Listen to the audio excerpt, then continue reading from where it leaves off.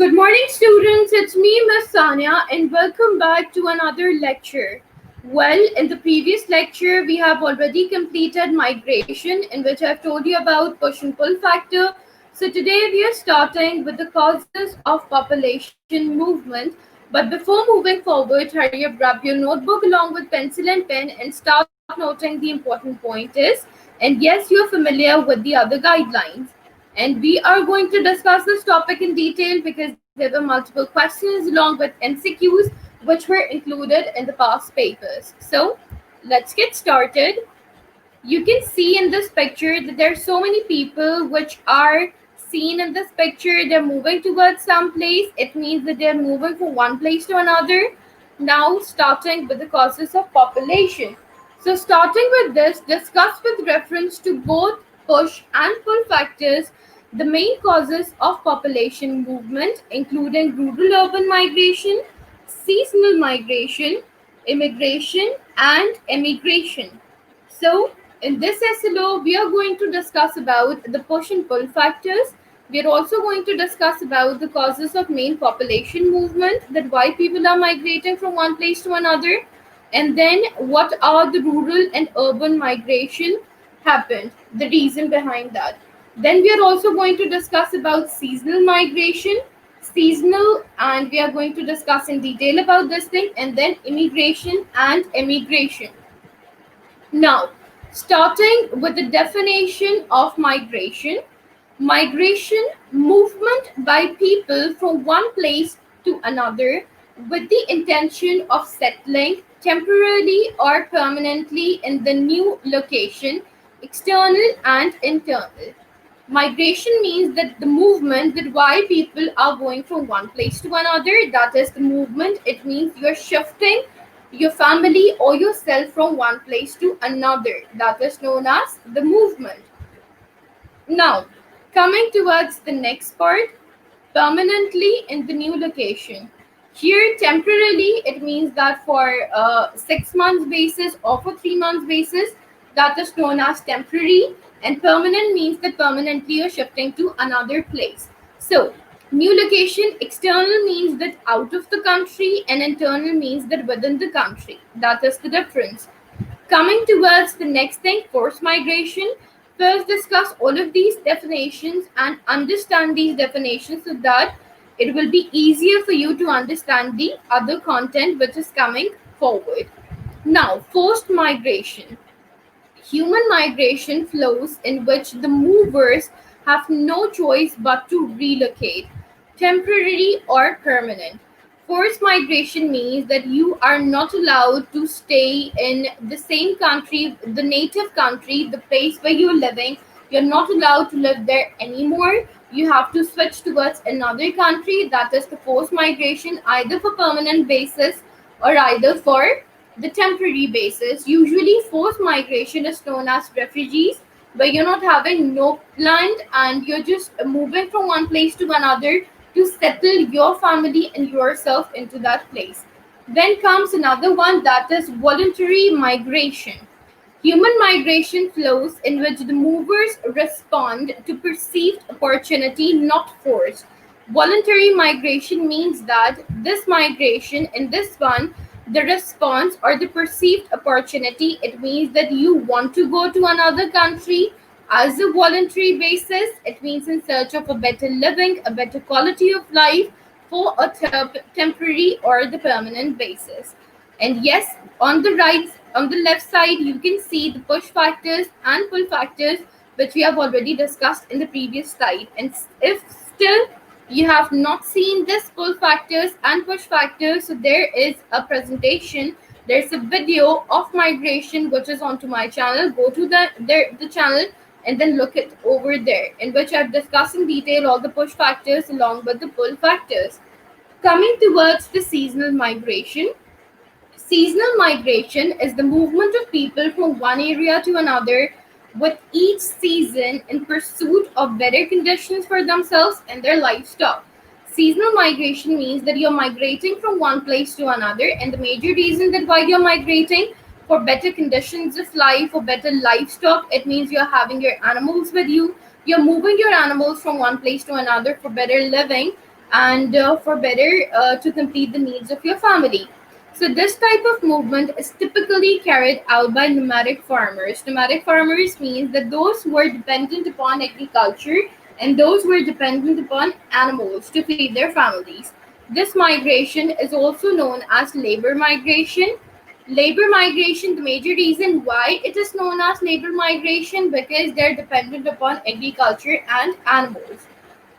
Pastoralist communities move from one area to another in search of pasture for their livestock away from their homes.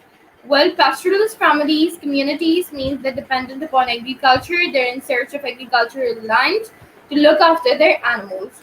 Once conditions improve, they usually head back. Well, in agriculture, for agriculture, you need sunlight, you need vegetation, and you need water. But when I talk about the conditions of summer, then if the temperature is so much hot, then you cannot look after your animals along, but you need vegetation and water supply for that thing. So they move from one place to another in search of that. And when the condition changes, then they come back to their own land. Then coming towards what is emigration. Emigration is leaving one country or region to go and stay in another country or region. There were multiple MCQs in the past paper which were included, so kindly just focus on each and every definition which I'm telling you. The term emigration, starting from E, it means that you're leaving your country and you're moving towards another country or region. Region means into within the state, and out of the region means out of the state. The definition of immigration. Immigration is the process whereby an individual or a group of individuals abandon their home country in order to live permanently in a different place with better working conditions and quality of life compared to their home country. When I talk about the term immigration starting from I, so it means that you're abandoning your country. Abandon means that you don't want to live there anymore. You are selecting another country to live in permanently, and because of good facilities and because of good conditions over there. So that is known as emigration. The basic reason between immigration and immigration is you can see that you're leaving the country or region for better living, but here the condition is either it's temporary or permanent, but immigration is permanent, that you're permanently leaving one country and you're going towards another. And yes, you're abandoning the country, the native country where you were living or where you were born. Immigration, a controversial and complicated issue to be discussed. Now, people who migrate, number one, immigrant. Immigrant means that a person who is leaving a country or a residence, and then the person is moving towards another location, is known as immigrant. When I talk about the term immigrant, immigrant means that a person who is entering a country from another to take up a new residence is known as immigration. Okay, and yes, the person who's leaving the country and moving towards another country is known as emigration. I have already told you about the difference, but you can clearly see over here that, as I've mentioned before about it, that emigration basically means that here it is either permanent or temporary, but immigration is completely permanently you're moving from one country to another. The person who's moving from one place to another, permanent or temporary, when I'm talking about this one, the person is known as immigrant. And when I'm talking about this one, the person is known as immigrant. Now, coming towards refugees, who are known as refugees.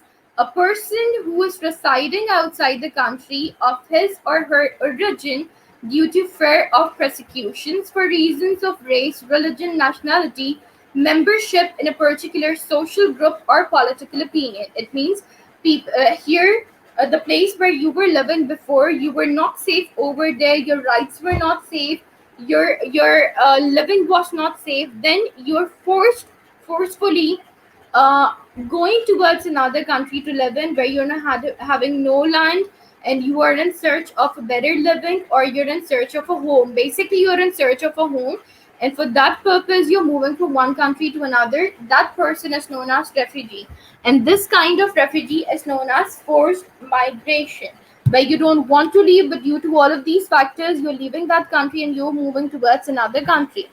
Coming towards that, why do people migrate from one country to another country? First is the push factor. Reasons for emigrating, leaving a place because of difficulties such as food shortage, war, flood, etc. These all are the reasons that why do people migrate from one place to another. Then coming towards the pull factors, you can see it over here. Well, the pull factor means that reasons for immigrating, moving into a place, it means that you're settling up into a place because of something desirable, that you're expecting that something good will happen into your life, such as nicer climate, better food supply, you're having freedom over there, etc. Coming towards place utilities, the desirability of a place based on its social, economic, or environmental situation, often used to compare the value of living in different locations. In individuals, the idea of place utilities may or may not reflect the actual conditions of that location.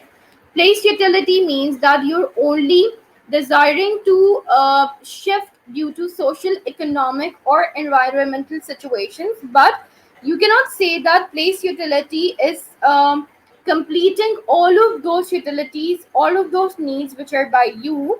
But no, it is different from the actual condition, but somehow it is completing your utilities. Coming towards the next one, that is intervening opportunities. Opportunities nearby are usually considered more attractive than equal or slightly better opportunities farther away. So migrants tend to settle in a location closer to their point of origin if other factors are equal. Intervening opportunities is like that you're migrating to another country, but still you're thinking to revert back if the situation changes over there. So you are, if you're migrating, then the house, or you can say the state, is near to that, so that it would be convenient for you to come back to your homeland. Now, these are the factors that why do people migrate. Then distance decay. As distance from a given location increases, understanding of that location decreases. People are more likely to settle in a closer place about which they have more knowledge than in further place about which they know and understand little. Distance decay means, for example, if you're living away from one place, if you're living away from the people, then definitely you cannot change your conditions if an emergency occur. And if people are living into your surrounding, then definitely they can help you from into escape from that position. Now coming towards economic migration, resources driven push and pull factors. Economically, that why economically this thing is associated, or this thing is important, that you're shifting from one place to another. Well, migration in search of better economic conditions, employment, and etc. Migration to escape overpopulation and its effects, that you're escaping all of those factors. That's why you're migrating from one place to another to improve your economic conditions, for better employment, for escaping overpopulation due to climatic conditions into your country. And then migration due to your escaping, you want to escape because of natural disasters which are occurring frequently into your country. Due to this thing, you want to escape. Now coming towards the next factor, that is political migration. In this, you are migrating from wars, invasion, military takeover, etc. Then you're migrating due to ethic and political, religious, or other values on ground. Then you're migrating and you're escaping from prosecutions and the crimes which are committed by people. So all of these things lie under political migration. Now, when I talk about the term political migration, then further it states about migration, which is as a punishment, that people are committing crimes and then they are punished. Then you're migrating as a result of enslavement. The people are considered as a slave and then they are treated as a slave. Due to this, you're migrating to another country. Then there is a forced migration, that you don't want to go to another country, but due to political agreements, you have to leave your country and then you have to settle yourself into another country. Now, other points I will highlight in the next slide so you can join us into the next presentation. So, I hope that all of these concepts are cleared into this presentation. Still, if few people are having any sort of questions, you can ask me under the instructions. Inshallah, we'll return back with another presentation for all of you. Till then, take care, Barakallah, and Allah Hafiz.